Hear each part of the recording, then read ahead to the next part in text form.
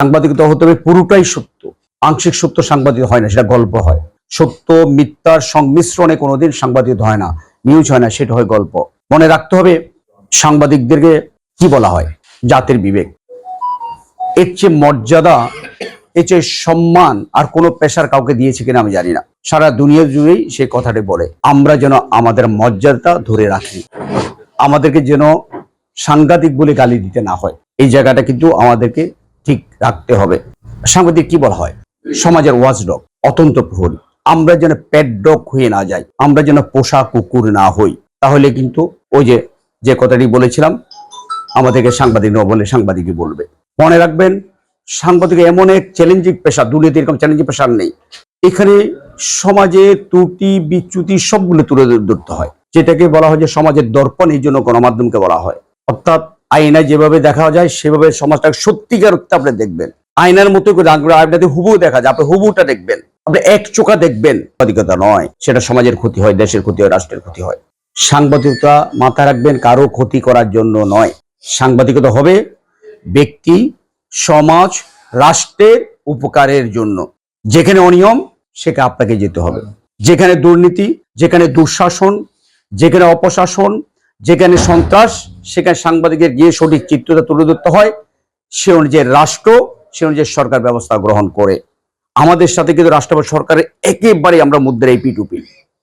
আমরা কি আজ সেই কাজটা করছি? বুকে হাত দিয়ে বলুন, আমরা সেই কাজটি করছি না।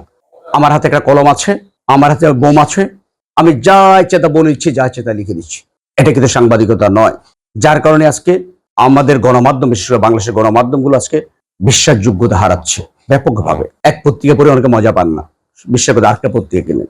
এটা হওয়ার কথা ছিল না, এটা হওয়ার কথা ছিল না, সেটা আমরা করে ফেলেছি। বিশেষ করে বিগত ফেসিবাদী সরকার আমলে গত 16 বছর এদেশে সাংবাদিকতা বলে কিছু ছিল না। মানুষ সত্য লিখতে পারেনি, বস্তুনিষ্ঠ সমাজ পরিবেশন করতে পারেনি। আয়নাঘরের কথা কি আমরা লিখতে পেরেছি? বিদেশি পত্রিকায় লিখে, বিদেশি টিভিতে দেখায়, তারা কিন্তু আন্তর্জাতিক পুরস্কার নিয়ে নিয়েছে।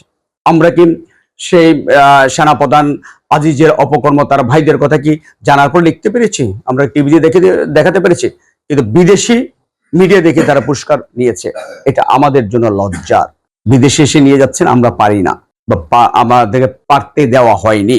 এই জায়গাটাতে আমাদেরকে শক্ত অবস্থান নিতে হবে। একটা জিনিস মনে রাখবেন, সাংবাদিকতাকে বাঁচাতে পারে একমাত্র সাংবাদিকরাই, সাংবাদিকদেরকে বাঁচাতে পারে একমাত্র সাংবাদিকরাই। এই জন্য আমাদের দরকার ঐক্যের।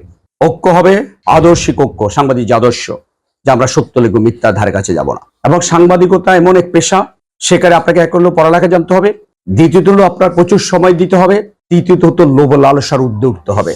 আচ্ছা, আমাদের সাংবাদিকরা সেই লোভ লালসার ঊর্ধ্বে আমরা উঠতে পেরেছি? একসময় মানুষ যন্ত্র সাংবাদিকতা পেশা সবচেয়ে সম্মানের, জাতিকে পুরো দিক নির্দেশনা কারা দেয়? গণমাধ্যম দেয়, যুগে যুগে দেয়, এবং জাতিকে শিক্ষিত করে তোলে কিন্তু গণমাধ্যম। আপনি রেফারেন্স গুলো যে নেন, এই রেফারেন্স গুলো কিন্তু গণমাধ্যমের থেকেই আপনারা নেন। সরকার যেসব তথ্য দেয় সেটা আমরা গণমাধ্যমে প্রচার করি, সেটা রাষ্ট্র জানে, বিশ্ব জানে। অর্থাৎ জনগোষ্ঠীকে শিক্ষিত করার একটা বিশাল অংশ, বিশাল কাজ করে, ভূমিকা রাখে কিন্তু গণমাধ্যম। আজকে আমরা সেটা পারিনি। আমাদের অনেক দলদাস সাংবাদিক আমরা দেখেছি বিগত 17 বছরে।